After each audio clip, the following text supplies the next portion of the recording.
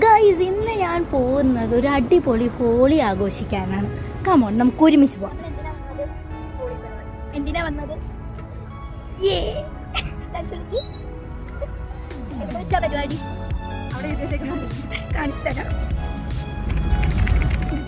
ഇന്ത്യയിൽ മാത്രം ഉണ്ടായിരുന്നു എന്ന് വിചാരിച്ച സംഭവം കോളേജിലാണ് ഫസ്റ്റ് ആയിട്ട് ഞാൻ എക്സ്പീരിയൻസ് ചെയ്തത്.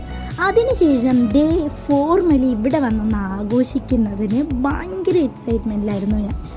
ഇതായിരുന്നു ആ എൻട്രി ലെവലേ. എൻ്റെ എക്സ്പെക്റ്റേഷൻ അങ്ങ് പീക്ക് ലെവലിൽ മുട്ടിച്ച രീതിയിലായിരുന്നു ഗൈസ്. അതിൻ്റെ എക്സൈറ്റ്മെൻറ്റിൽ ഞാൻ എന്തൊക്കെയോ ചെയ്തു. ഈ ഒരു വെള്ള ഉടുപ്പായിരുന്നു എൻ്റെ ഡ്രസ്സ്.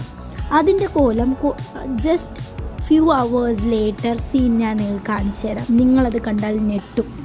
കള്ളറ് മേത്താവാതെ എങ്ങനെ ഹോളി സെലിബ്രേറ്റ് ചെയ്യാമെന്ന് ആലോചിച്ച് വന്ന് എന്നെ ഇങ്ങനെ ആക്കിയെടുത്തു ഗൈസ്.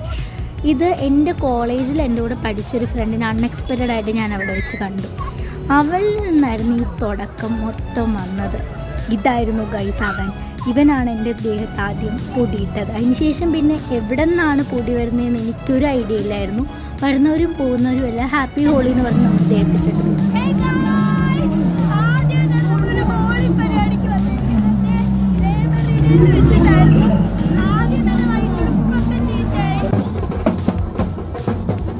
ഡിജെയുടെ ഇടയിൽ നമുക്കിവിടെ ചിങ്കാരി മേളം ഉണ്ടായിരുന്നു. അത് ഒട്ടും ഔട്ട്റേറ്റഡ് അല്ല, കാരണം ഫാൻസ് അതിനായിരുന്നു കൂടുതലും.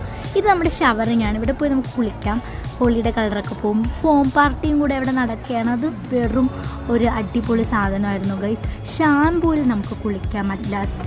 അതിനുശേഷം നമുക്ക് ആ ഡിജെയുടെ അവിടെയൊക്കെ പോയി തുള്ളുന്നൊരു സുഖം വേറെ ആയിരുന്നു ഗൈസ്.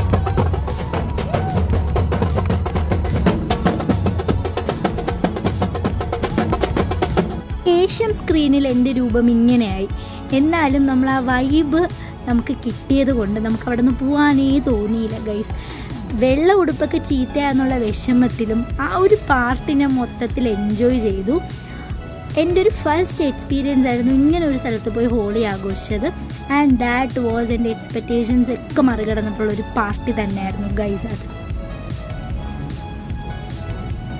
ആൻഡ് അല്ലാതെ നമ്മൾ മുഖമൊക്കെ എങ്ങനെയോ കഴുകി മുഖത്തെ കളർ മാത്രം കളഞ്ഞ് വെളിയിലോട്ട് ഇറങ്ങി.